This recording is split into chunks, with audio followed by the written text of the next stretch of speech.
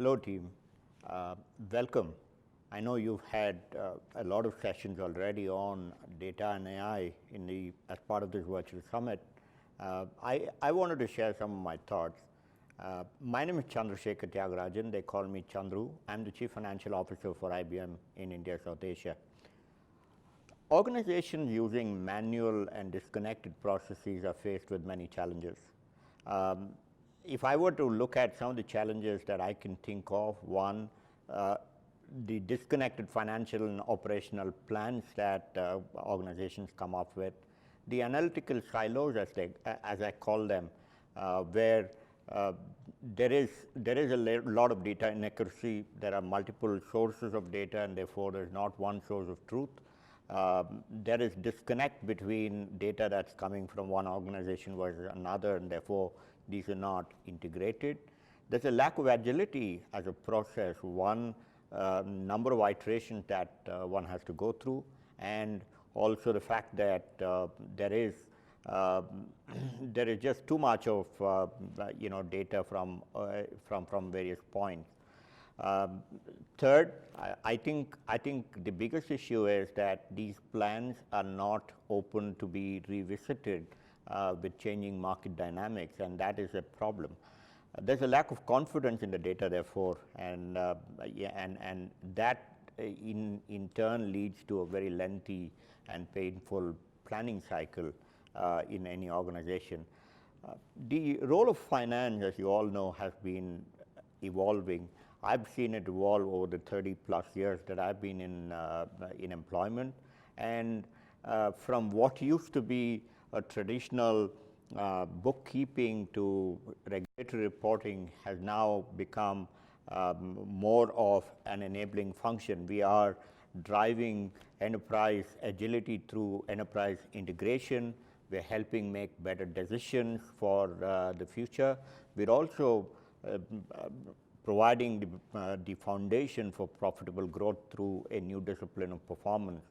For us to do what we have to do, I think integrated planning is key.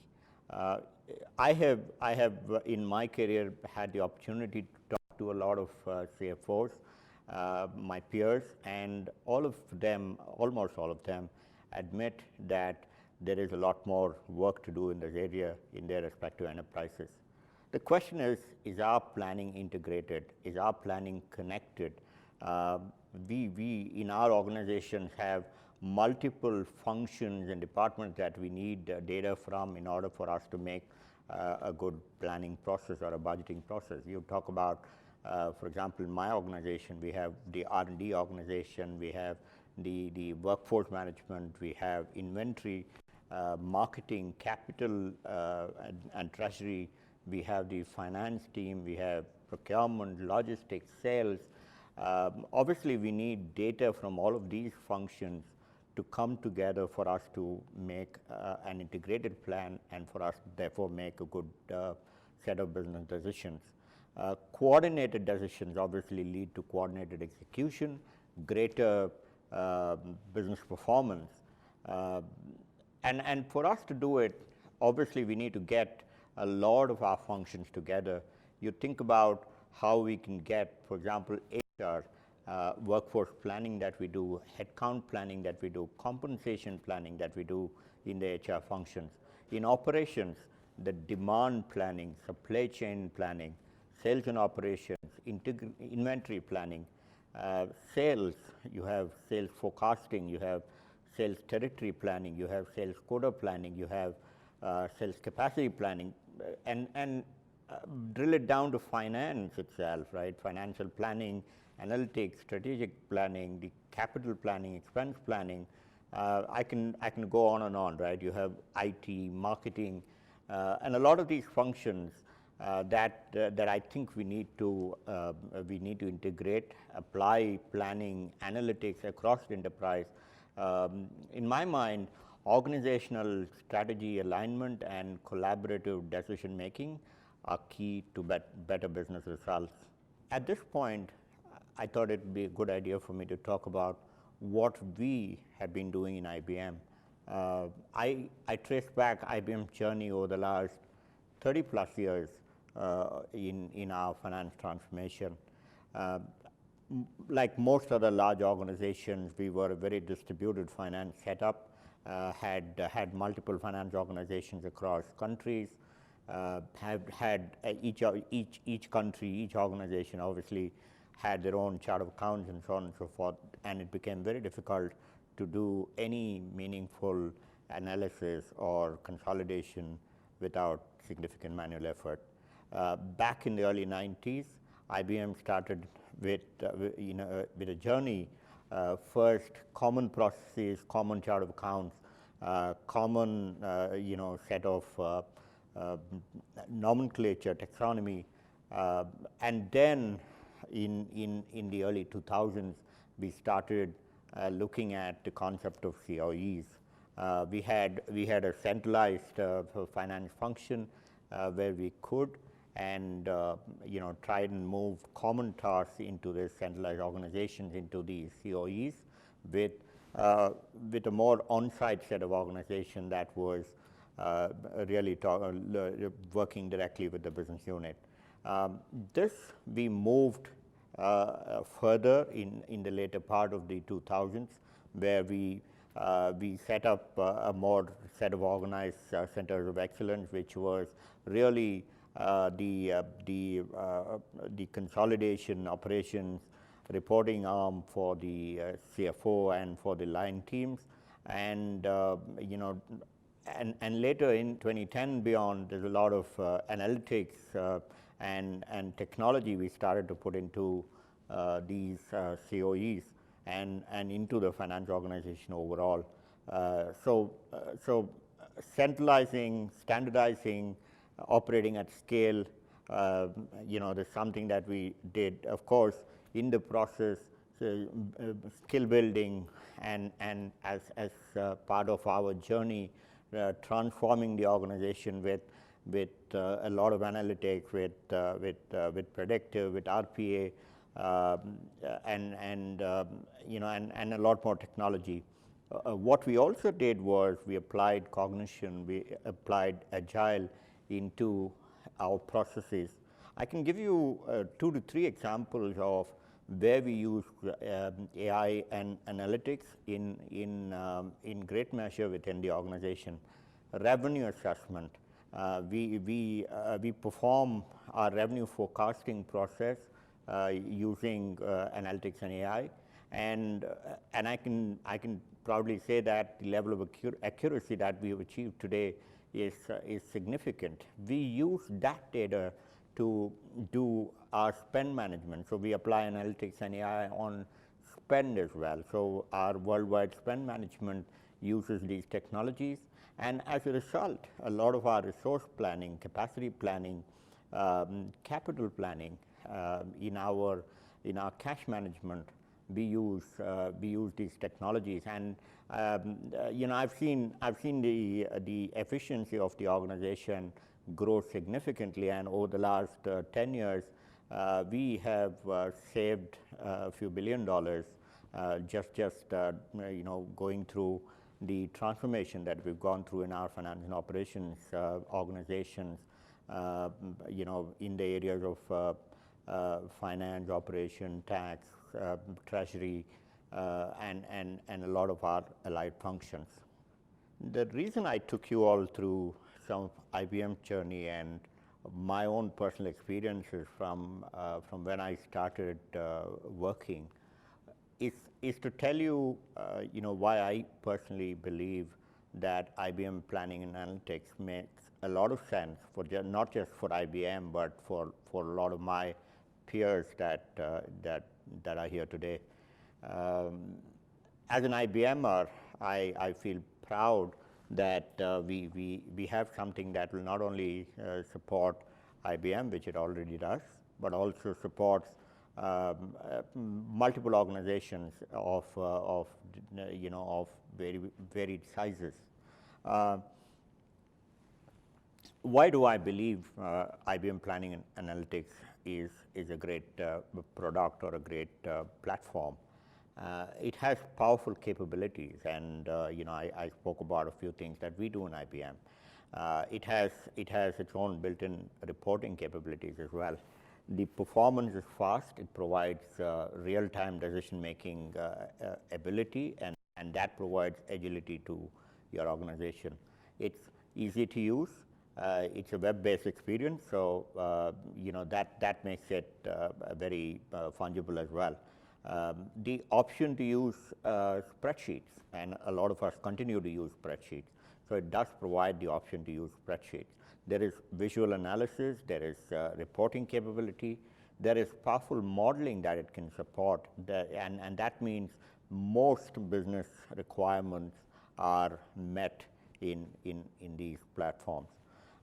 It's got self-service analytics as well, so it's exploratory. We can have multiple layers within the organization, at people at all levels really using this platform. It has flexibility, and it can scale, it can adapt to organizational change. IBM itself has gone through several transformations over several decades, and more so recently with changing market dynamics.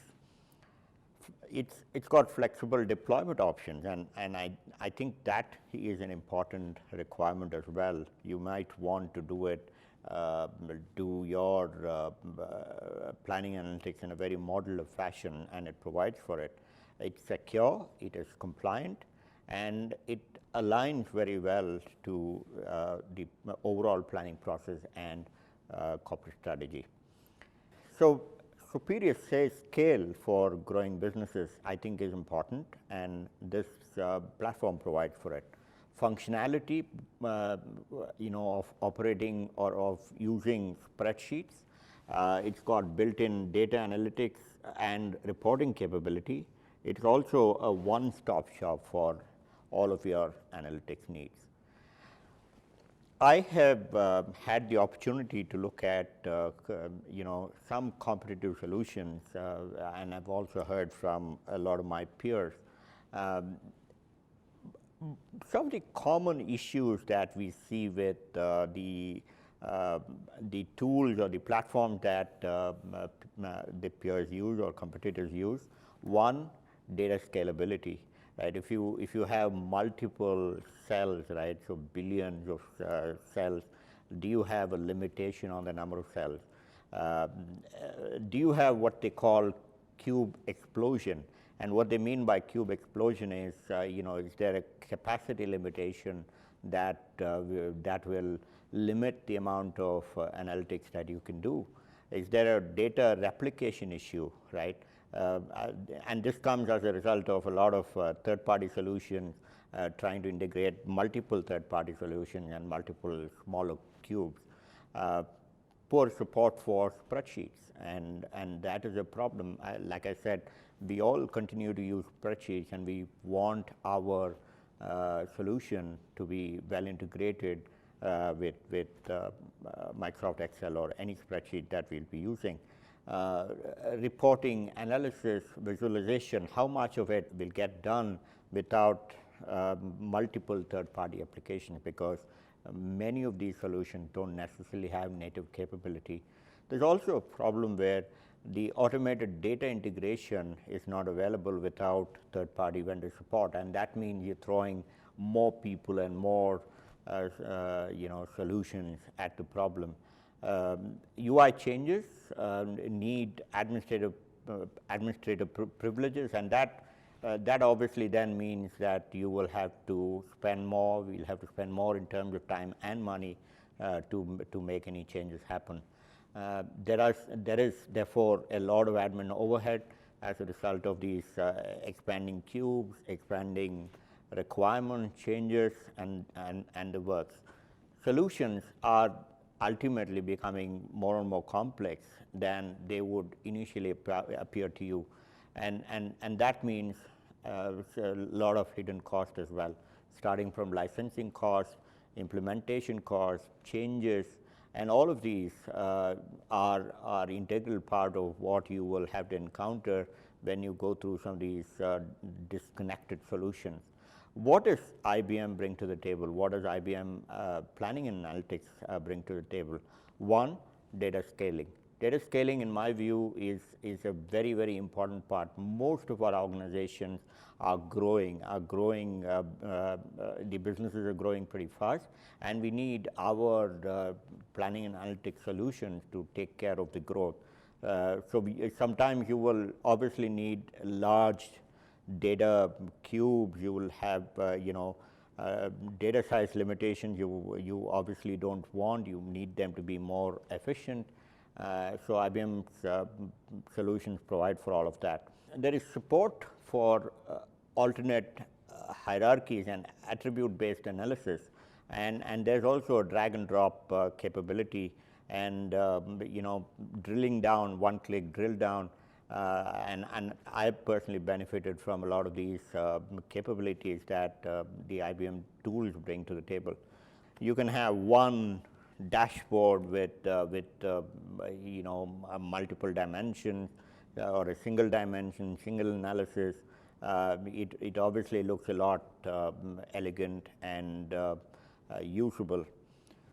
Now, I'm sure this short presentation gives you a view for the capabilities of the IBM planning and analytics solutions.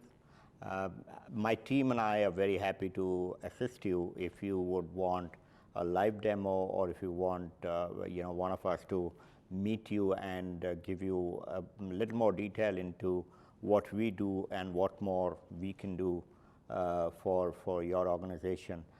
Feel free to contact me, or feel free to contact my team members, and we'll be very happy to work with you. Thank you very much. Thank you for your time.